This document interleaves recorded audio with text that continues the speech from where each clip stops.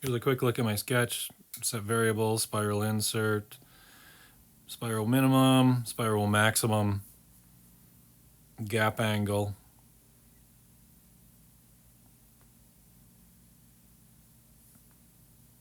And there it's generated. I had a lot of variables that you can go in and then tweak. I created a cone or a truncated cone that I could wrap the spiral around. Set the inset.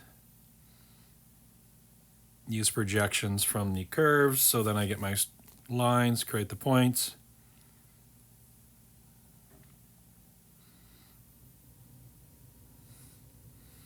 Then revolve that to make my truncated cone. And then I create a sketch for the end point because I want it to sweep up around the cone when I create my helix.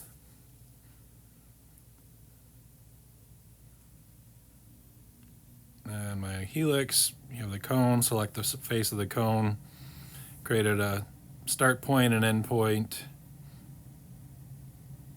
Target revolution, I have it 0.75 when I was experimenting, but 1 would be fine because it will compute the size really needed. So I try 1 here, it doesn't quite work.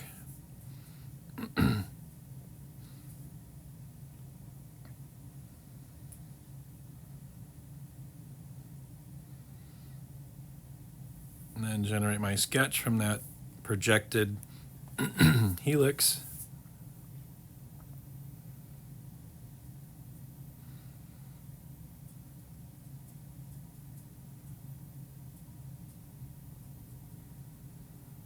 These are all projections from sketch 1, the outer circle, and then the angle cuts. So hide the sketch, you can see the projections there. Then extruded it.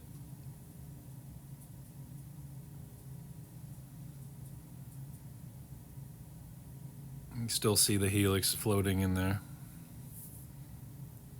And then I just deleted the helix and I deleted the truncated cone. But the power is with the variables, you can edit the variable, click on final and see what the size is, and then just tweak. I just use the up and down arrow to change the file size, or the, not file size, the outer dimension. I think you can use shift arrow, and it'll go by 10 millimeters. Outer ring, just thickens the outer ring.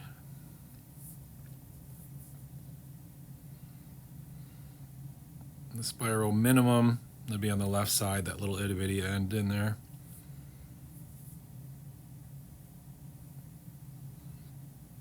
And then the maximum size for the other size, again, you can tweak it.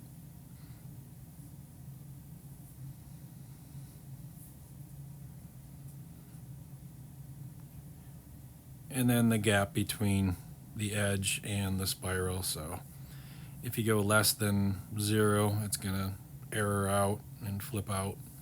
So have it a greater than value. When it's tweaked to your desire,